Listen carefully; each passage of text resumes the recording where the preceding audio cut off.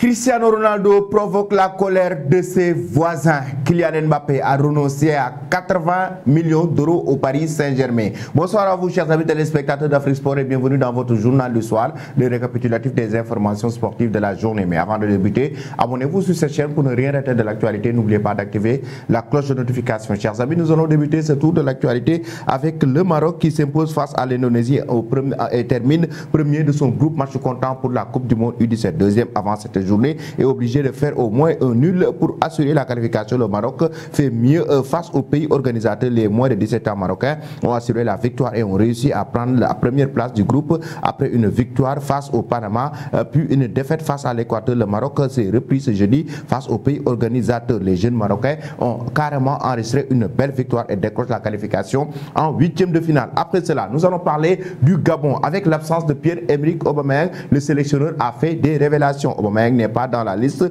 du Gabon pour la trêve internationale du mois de novembre, marquant le début des éliminatoires de la Coupe du Monde 2026. Sa dernière blessure serait à l'origine de son absence avec les Panthères, mais non, l'ancien joueur du FC Barcelone a joué le dernier match de l'OM avant la trêve internationale face aux médias.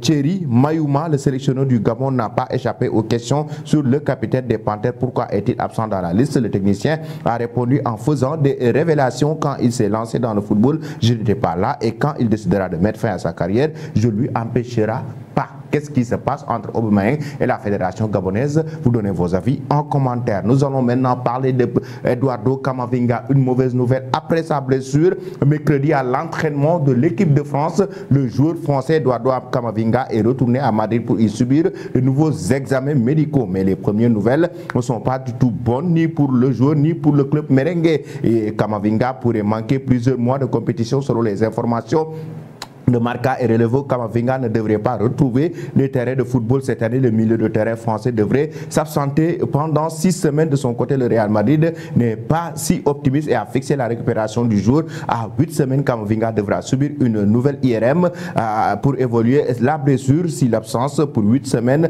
Eduardo Camavinga ne ratera pas de cette rencontre avec le Real Madrid, le club de la Casablanca. Que pensez-vous de cette blessure d'Eduardo Camavinga? Donnez vos avis en commentaire. Nous allons parler maintenant de l'avenir de Kylian Mbappé, un autre joueur français. En Espagne, la presse assure que Kylian Mbappé a choisi d'aller pour de bon au Real Madrid. En France, le suspense demeure, mais de nouvelles révélations viennent d'être faites par le média RMC Sport. Après avoir écarté son joueur vedette l'été dernier lors de la pré-saison, d'ailleurs, la direction parisienne l'a fait revenir au début du championnat. Un accord financier aurait été passé entre les deux parties, mais personne ne connaît réellement tous les détails. Cependant, RMC Sport fait une révélation de taille, assure que Mbappé aurait fait une fleur au club de la capitale en acceptant qu'une partie des sommes dues par le Paris Saint-Germain ne lui soit pas versée, et ce n'est pas rien puisque le montant évoqué avoisinant les 80 millions d'euros que Kylian Mbappé aurait renoncé. Que pensez-vous de cela? Vous donnez vos avis en commentaire. Nous allons terminer notre journal du soir avec Cristiano Ronaldo qui provoque la colère de ses voisins. Qu'est-ce qui se passe?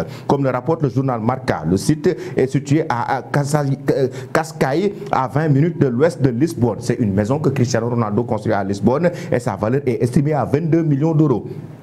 Il s'agit de la maison la plus chère du Portugal. Elle sera composée de 4 étages et comprendra des façades entièrement en verre et qui permettra d'avoir une vue spectaculaire sur le paysage. En outre, il est prévu qu'elle comprenne une salle de cinéma, une salle de sport et un court de tennis ainsi que 4 suites de luxe. Naturellement, la création de bâtiments aussi de complexes a entraîné quelques difficultés au cours de la construction. Le journal OK Diario rapporte que le budget a dû revu à la hausse et que le délai a été prolongé, ce qui n'a pas été goût des futurs voisins de Cristiano Ronaldo. Un habitant de Cascais a déclaré à Diario: nous avons eu 3 ans de construction. La maison est si grande qu'elle ressemble à un hôpital. Ma rue a été coupée pendant des mois. Mon jardin est plein de poussière. Tout cela à cause de la pyramide du pharaon Ronaldo qui a été taclé par l'un de ses voisins. Que pensez-vous de cela? Vous donnez vos avis en commentaire. Toi qui me suis et qui n'es pas encore abonné, c'est le moment de le faire. Et n'oublie pas d'activer la cloche de notification. Merci et très belle soirée.